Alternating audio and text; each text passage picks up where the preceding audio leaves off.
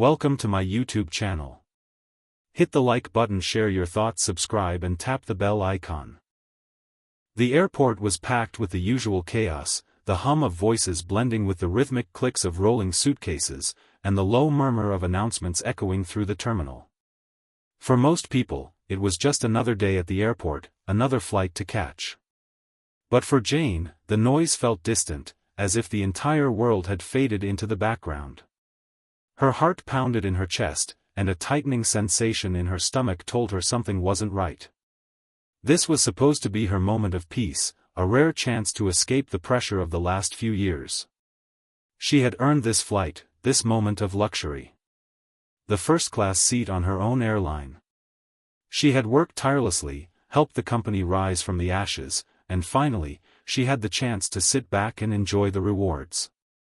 The counter was just ahead, but as Jane approached, a slight hesitation washed over her. It wasn't just the usual nerves before a flight, something about the atmosphere in the air felt off. The crowd moving around her seemed to blur, and a sinking feeling in her gut told her something was coming. She couldn't explain it, but her instincts were usually right. When she reached the counter, the attendant, a young woman with a bored expression, glanced at her. There was no smile of recognition, no warmth in the way she spoke. That was strange. Jane was a well-known figure in the airline. She had worked there for years. "Can I help you?" the attendant asked flatly, her eyes scanning the screen in front of her. "I'm Jane Harper," she said, keeping her voice calm despite the unease building inside. "I'm on flight 106 to London. I have a first-class ticket." The attendant's fingers hovered over the keyboard, and Jane's gaze flickered toward the screen, catching a glimpse of her reservation. She had taken extra care in booking this ticket. First class, window seat. Jane had earned it, after all. But the attendant's face remained blank. There was a long pause before she spoke again. "Ma'am, I'm afraid I'll need to assign you a new seat. The system shows you in economy." Jane blinked, her mind racing. "Excuse me? There must be some mistake. I specifically booked a first-class seat." The attendant didn't even look up. "Sorry, ma'am. There's nothing I can do. The system says economy, and that's what we've got." Jane's stomach dropped. This was ridiculous. She leaned forward slightly, her voice tinged with a mix of confusion and rising frustration. "I work for this airline. I'm a senior staff member. Please check again." The attendant's eyes flickered, but her response was as dismissive as before. "I've checked. The system won't allow me to change it. You can speak with customer service." The words hit her like a slap in the face. She wasn't just a passenger here. She was part of this airline. Her hard work, her dedication, had helped make it what it was. This wasn't just a simple mistake, this felt intentional. "I'm staff," Jane repeated, her voice barely containing the edge of frustration. "I'm entitled to a first-class seat." But the attendant just shrugged. "There's nothing more I can do. Next in line, please." A chill settled in Jane's bones as she stepped back, a mixture of disbelief and anger clouding her thoughts. The situation didn't add up. Her first-class ticket, her seniority, her role at the airline, none of it made sense in the face of this denial. This wasn't a mistake. It couldn't be. Her hands clenched into fists as she walked away from the counter. Her mind raced. Who could she talk to? What was happening? As she glanced around, she saw the busy crowd going about their business as if nothing was wrong. But for her, everything felt off-kilter. Determined to resolve the issue, Jane made her way to the customer service desk. But as she neared it, the same cold feeling washed over her. Something was happening behind the scenes, something she wasn't being told. The air felt thick, almost suffocating, and her instincts screamed that she was being led into something bigger than a simple flight issue. She pushed through the line and approached the counter, the same sense of unease gnawing at her. "I need to speak with someone in charge," she said firmly, her voice steady despite the anxiety bubbling up inside her. The agent behind the counter barely looked up, only nodding toward the hallway that led deeper into the building.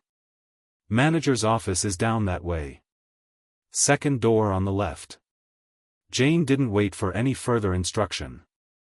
She moved quickly, her footsteps echoing through the sterile hallway as she passed several empty offices.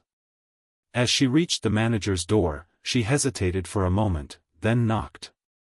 A voice called from inside, sharp and impatient. "Yes?" She turned the handle and stepped into the small office. Behind the desk sat a man she recognized, but only just. His name was Thomas Klein, and he was a mid-level manager who had only recently joined the team.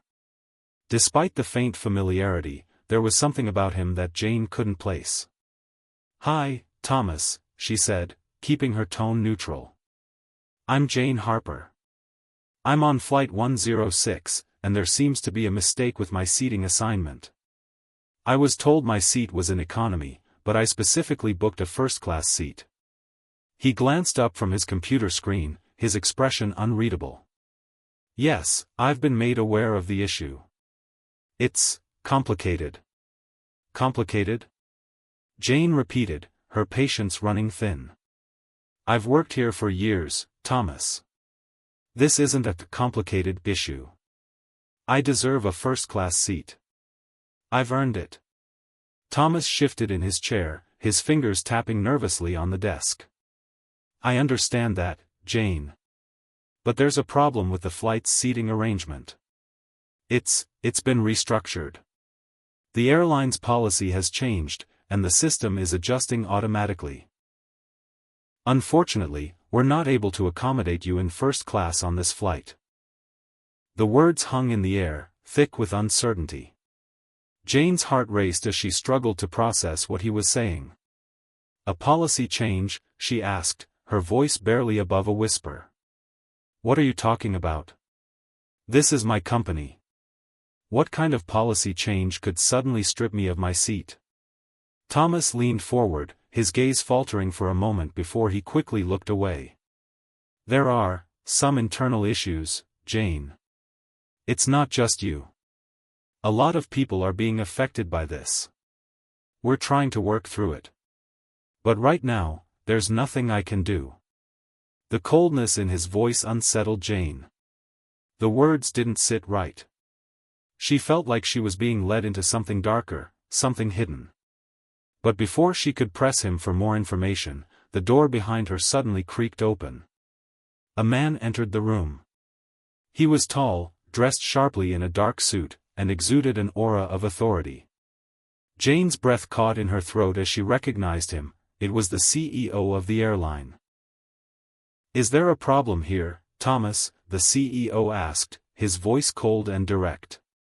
"I was just explaining the situation to Ms. Harper," Thomas replied quickly, standing up. "Good," the CEO said, his gaze shifting to Jane. "I need to speak with you, Ms. Harper. Now." Jane's heart pounded as she stood up, her mind racing. What was going on? The CEO's eyes locked with hers, and for a moment, she saw something in his expression, something fleeting but telling.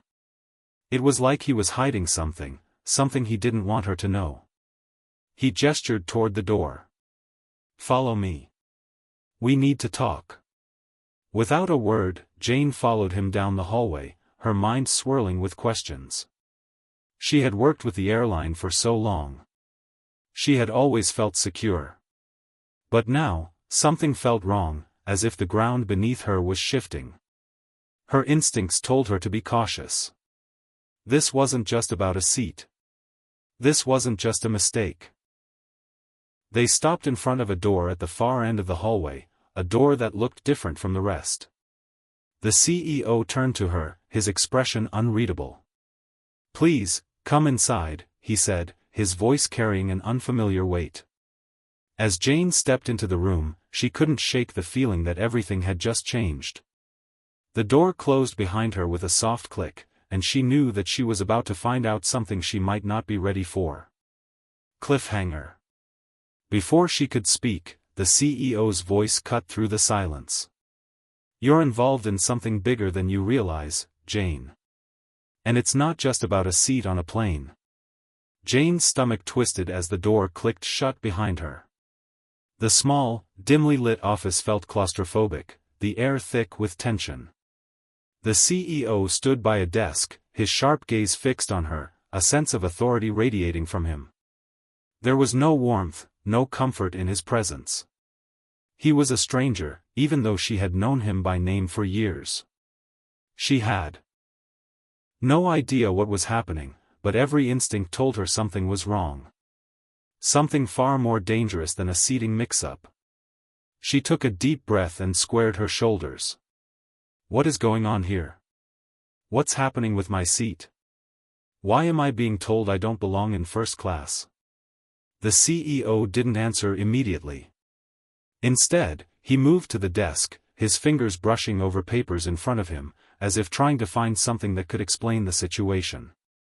Jane noticed the mess of papers, half-read documents, coffee cups stacked haphazardly, and a stack of flight logs. It all seemed out of place for a man in his position. But that wasn't what bothered her. What bothered her was the tension in his movements, the quiet urgency that hung in the air. "Please, sit down," he said, his voice cool but carrying an edge of command. Jane hesitated, looking around the room before she lowered herself into one of the chairs across from his desk.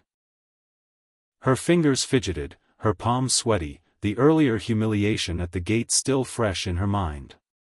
The words, "You don't belong here," kept echoing in her head. Was this some kind of test? A strange, twisted power play? The CEO sat down slowly, his eyes meeting hers, and for the first time, she saw a flicker of something else in his gaze, guilt, perhaps, or a recognition of something he didn't want to confront. "Jane," he started, his voice now softer but no less firm.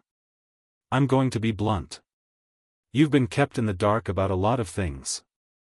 Things you need to understand if you want to survive what's coming." The words hit her like a punch to the stomach. Survival? What the hell was he talking about? "What do you mean, survive?" she demanded, her voice sharp despite the fear creeping in. "What's going on here? Why was I told I'm not allowed in first class? What's this about?" He leaned forward, his hands clasped on the desk. "I'm going to explain. But you need to listen carefully, Jane. Everything you think you know, everything you've believed about this airline, it's been a lie."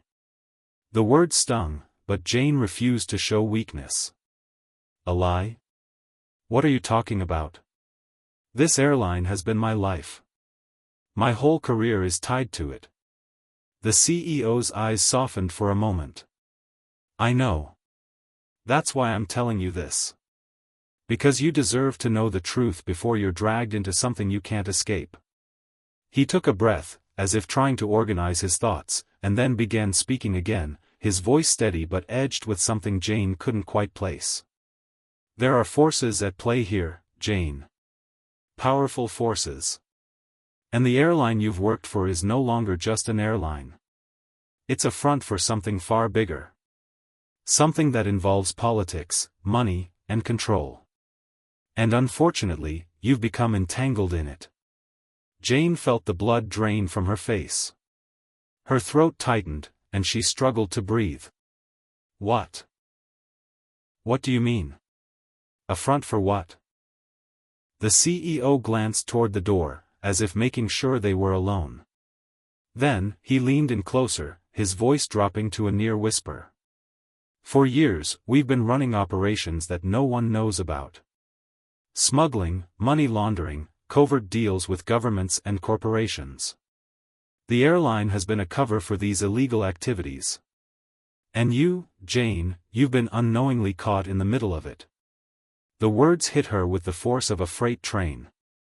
She opened her mouth, but no sound came out. Smuggling? Money laundering? How was any of this connected to her? She was just a senior employee, a person who worked in operations. She had never asked questions about the higher-ups. She trusted the company, trusted the CEO, and this was the result? I don't believe you, Jane finally managed, her voice shaky. I've worked here for years. I've seen nothing, nothing at all, that would suggest anything like this. It's insane. The CEO didn't look at her. His gaze was distant, as if he were seeing something far beyond the office walls. I understand why you don't believe me. But it's the truth. There's more going on here than you know. I didn't want to drag you into this. But now, it's too late. Jane swallowed hard, the room spinning as she tried to process the impossible words. You're telling me that everything I've worked for, everything I've built with this company, has been part of some illegal operation? He nodded slowly. Yes. And it's been happening right under your nose. You've been blind to it, like most people. But now that you know, you're a liability. And people like us don't leave liabilities behind. That's why I'm here. I need to protect you. Jane felt the floor beneath her feet start to tilt. She gripped the arms of the chair, trying to steady herself. Protect me? From what? The CEO's eyes darkened. There are people who want you gone. People who will do anything to silence anyone who knows too much. The very people behind this operation won't hesitate to eliminate threats. And unfortunately, you're in their sights now. A wave of nausea washed over Jane. She could feel the weight of the room pressing down on her. Her thoughts scrambled, trying to make sense of the chaos. Why me? She asked, her voice barely a whisper. Why would they want me? I'm just an employee. I don't know anything about what's been going on. The CEO stood, pacing back and forth, his fingers gripping the edge of the desk. That's just it. You do know. You've always known. You've seen things, subtle things, tiny things, that don't add up. You've witnessed discrepancies in paperwork, unusual transactions that you didn't question. You've been part of the system, Jane, whether you realize it or not. Jane shook her head, disbelief flooding her senses. No. I couldn't have known. I didn't see anything like that. You didn't want to see it, he countered, his voice hardening. You were too focused on the bigger picture, on the success of the company. But now, the truth is crashing down on you. And they're coming for you. Jane felt her knees go weak. The CEO was right, she had seen the small inconsistencies over the years, the things she had brushed off as nothing. But she never questioned them. She didn't want to. She didn't want to believe something like this could be happening in her own company. But now, standing in this office, facing the CEO she had trusted for years, the pieces were starting to fall into place. All the little things, the strange meetings, the cryptic messages, the sudden changes in flight schedules, it was all connected. But how? And why? I have to get out of here, Jane murmured, almost to herself. I have to warn someone. The CEO shook his head. You can't warn anyone. The people behind this are watching. You'll be watched every step of the way. And if you go to the authorities, you'll be silenced before you can even say a word. Then what am I supposed to do? Jane's voice cracked as she stood up, the weight of the truth sinking in. I can't just do nothing. You have to leave the country. Go somewhere no one can find you. Trust no one, Jane. Not even me. Leave?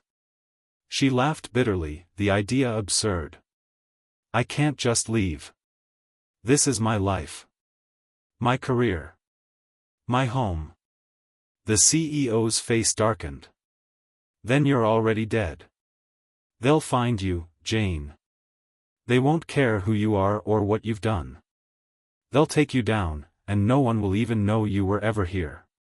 The words hung heavy in the air. Jane felt as though the ground had fallen out from beneath her. She had never felt so lost, so utterly alone. Why are you telling me this? She asked, her voice hoarse. If you're part of all this, why are you trying to help me?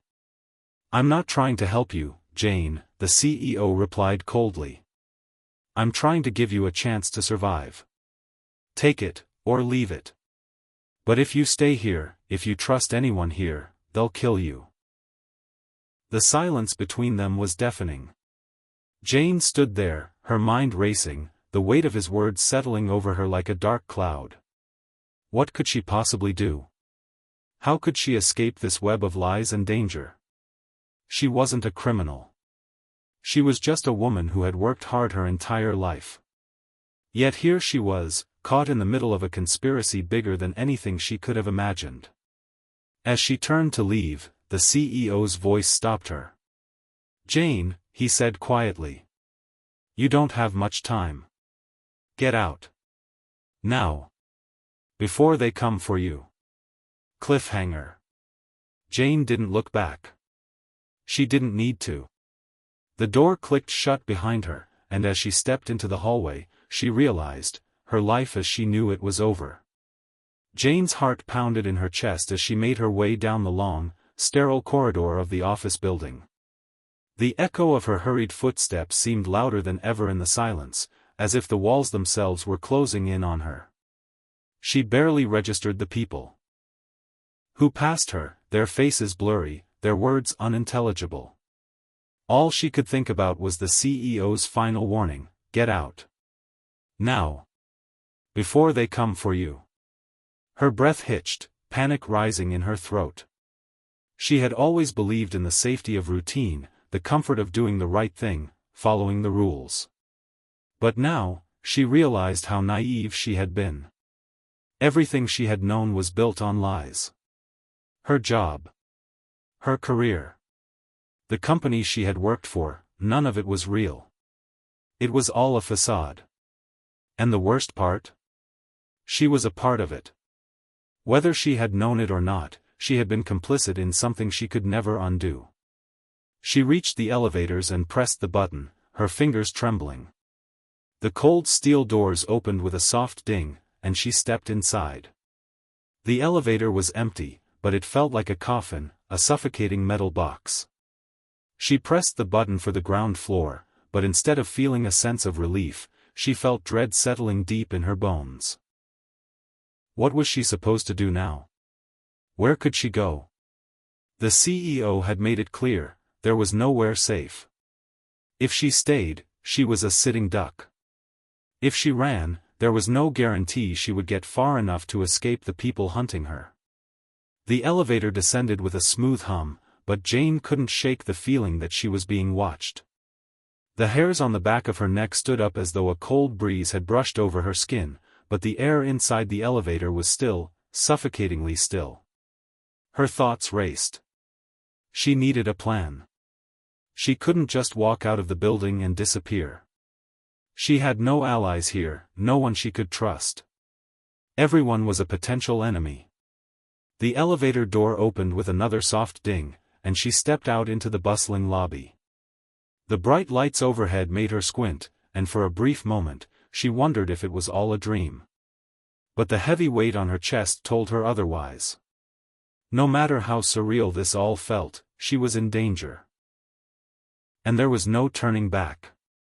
She walked briskly across the lobby, past the rows of polished glass doors that led outside. She had to get out of here, she had to leave the building before anyone noticed her. Her eyes scanned the room, looking for any sign of recognition, any indication that someone was following her. But no one seemed to take notice of her as she hurried toward the exit. As she reached the door, she heard the sound of footsteps behind her. Her pulse quickened. It was too quiet, too calm. She turned her head slightly, but there was no one in sight. Just her reflection in the glass doors. She kept moving, forcing her legs to keep walking, even as every instinct screamed for her to run. The door slid open automatically, and she stepped out into the cool evening air. The city felt strangely quiet, the usual buzz of activity muted by the weight of her thoughts. She looked around, her eyes darting from one side of the street to the other. There was no clear direction to go. She didn't know where to run, where to hide. The city, once a place of comfort, now felt like a maze, endless, disorienting, dangerous. She glanced up at the skyscraper towering above her, the place that had once been her second home, and felt a pang of regret. How had it all come to this? How had she been so blind? How had she allowed herself to become a part of this twisted world without even knowing it? Her phone buzzed in her pocket, interrupting her thoughts. She pulled it out quickly, glancing at the screen. It was a text message from an unknown number. Don't trust anyone. Leave the city. Now. Her breath caught in her throat. The message was brief, but the urgency in it was clear. Someone knew what had happened. Someone knew she was in danger. She looked around again, more frantic now, and spotted a taxi pulling up to the curb. She didn't hesitate. She dashed toward it, heart pounding in her chest. She had to get out of there. She had to leave the city. The message was right. She couldn't trust anyone. The people who had been behind the airline's operations were watching her, and they wouldn't stop until they silenced her for good. She jumped into the taxi and slammed the door shut behind her. "Take me to the airport," she said, her voice barely above a whisper. The driver didn't ask any questions. He simply nodded and pulled away from the curb. Jane sank back in her seat, trying to steady her breathing.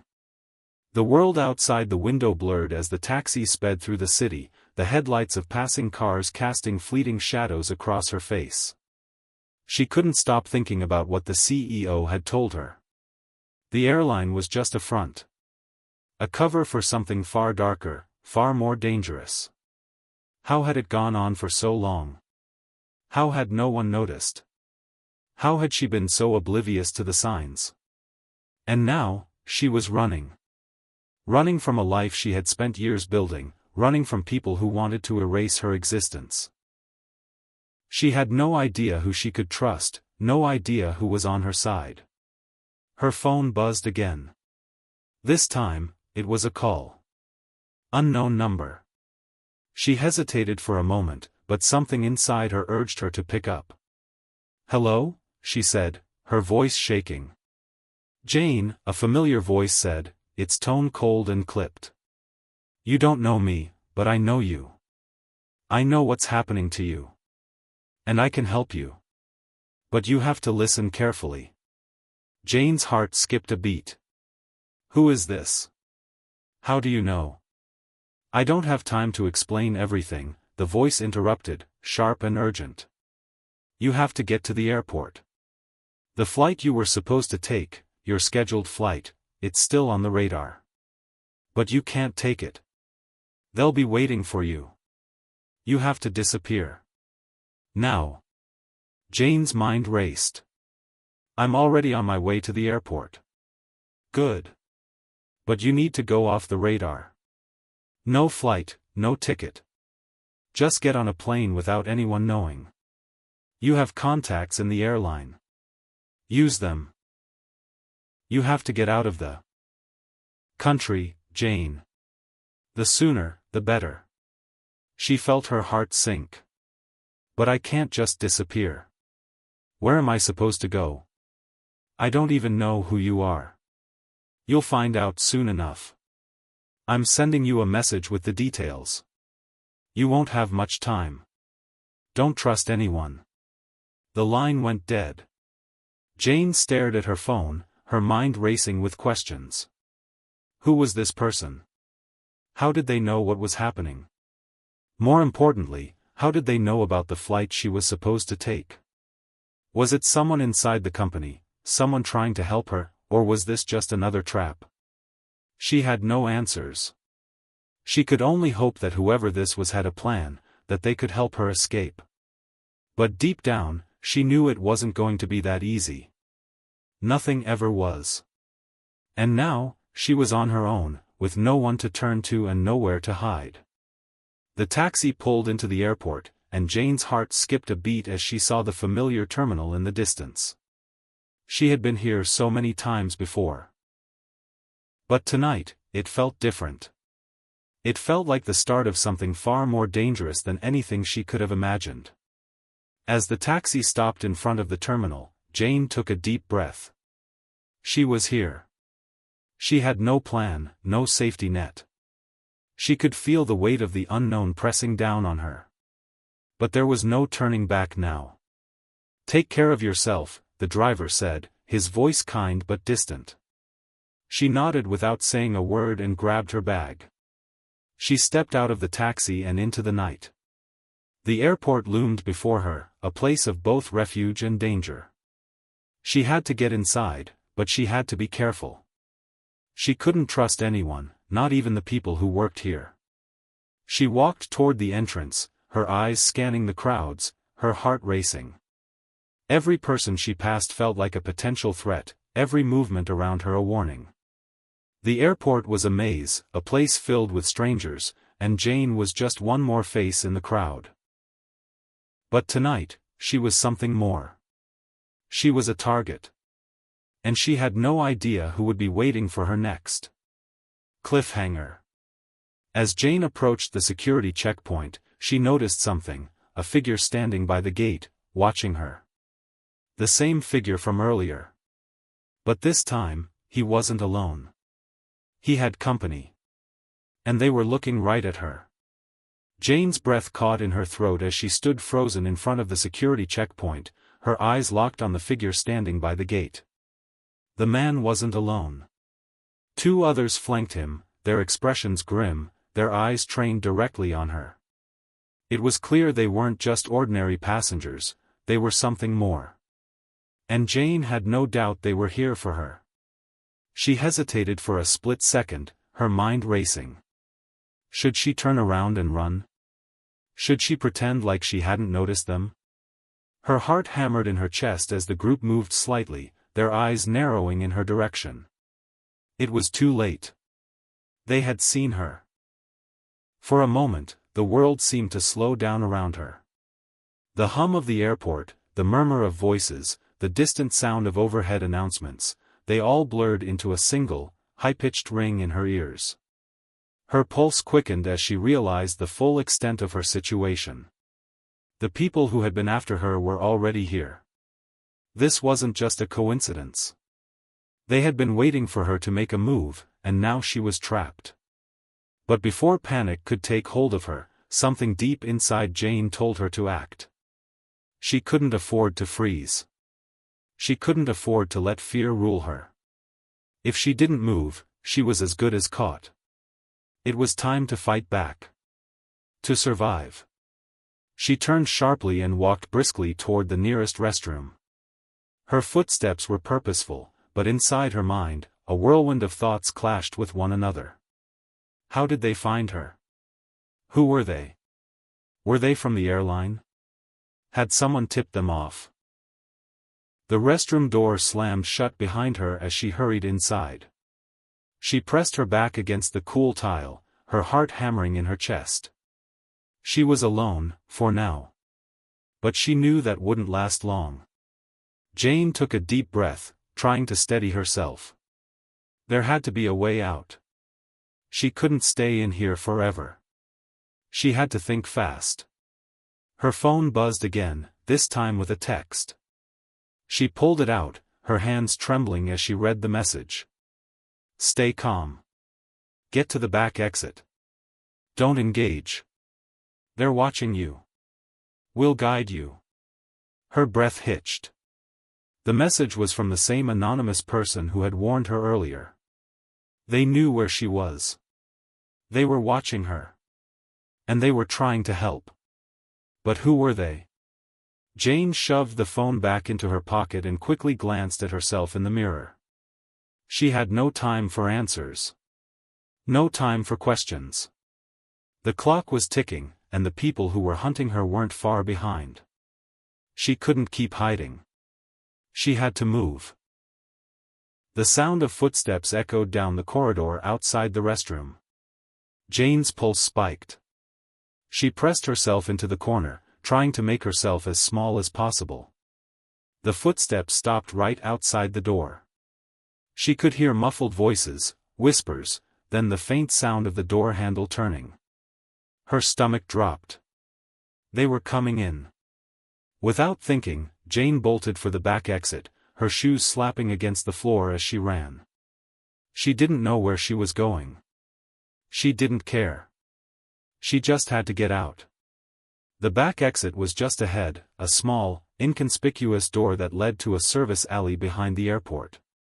Jane pushed through it, her breath coming in short gasps as she stepped into the cool night air. The alley was dark, the only light coming from a flickering street lamp far down the way. She had made it out, but for how long? She turned her head quickly, checking for anyone following her, but the alley was empty. It didn't feel safe, though. The shadows seemed to swallow the light, and the air was thick with tension. A car engine rumbled in the distance, its headlights cutting through the darkness. Jane instinctively ducked behind a dumpster, her heart racing. She could hear the car getting closer, its tires screeching against the pavement. As it neared, Jane held her breath, praying they wouldn't see her. The car slowed as it approached the alley's entrance. Jane peeked around the corner just enough to see it, a sleek, black sedan with tinted windows. It stopped for a moment, then the headlights went off. The engine idled. Her pulse quickened. She knew they were close. They were waiting for her. Without a second thought, she darted down the alley, her legs burning with each step. She had to make it to the main road, to the city streets where she might be able to blend in with the crowd. She couldn't afford to stop. She couldn't afford to let them catch her. As she rounded the corner, she could hear the faint sound of footsteps behind her, growing louder. They were coming. They were catching up. She pushed herself harder, faster, her breath ragged in her chest. The alley ended just ahead, and she could see the distant glow of the streetlights. She was so close. But then she heard it, the unmistakable sound of a gunshot. The world seemed to freeze. Jane's blood ran cold, and she stumbled to a stop, her heart pounding in her chest. Her mind screamed at her to run, but her body refused to move. She had heard the shot. It was too close. They were getting closer. "Don't stop, Jane. Keep running," the voice from her phone shouted in her mind. Without thinking, she took off again, her legs pumping with every ounce of strength she had left. She had to keep running. She couldn't let them catch her. Not now. Not when she was so close to escaping. The street was just ahead. She could see it now, bright lights, cars passing by, people walking on the sidewalks. She could lose herself in the crowd. She just had to make it there. But as she reached the end of the alley, she felt a sharp pain in her side. She gasped, stumbling as the world tilted around her. Her hand went to her stomach, and when she looked down, she saw the blood. The sharp, hot sting of pain surged through her as she collapsed against the wall. "No," she whispered, struggling to stay upright. "Not now." The voice in her head shouted again. "Jane, listen to me. Don't stop. Don't give up." But the world was spinning, and the voices around her were starting to fade. She slid down the wall, her vision blurring. The sound of footsteps grew louder, closer. She had no time left. And then, just as her eyes closed, a hand gripped her arm, pulling her upright. "You're not alone, Jane." She looked up, her vision still blurry, and saw a familiar face. The person who had been trying to help her. The one who had sent the messages. The one who had been watching. "You're safe now," the person said. The truth unfolds. As Jane drifted in and out of consciousness, the face before her became clearer. The man, young, sharp features, and a calm demeanor, helped her to a nearby car. It was the same black sedan that had been waiting in the alley. The man quickly motioned for her to get inside. "Who are you?" Jane whispered, her voice faint. The man looked at her, a serious expression on his face. I'm someone who's been working to expose the truth. The airline, the people who were behind it, all of this, it's bigger than you know. You weren't just a pawn, Jane. You were a target. Jane's mind raced. She had no strength left to piece it all together. She had been a part of something dark, something dangerous, but now she understood. The people who had been after her were trying to silence the truth.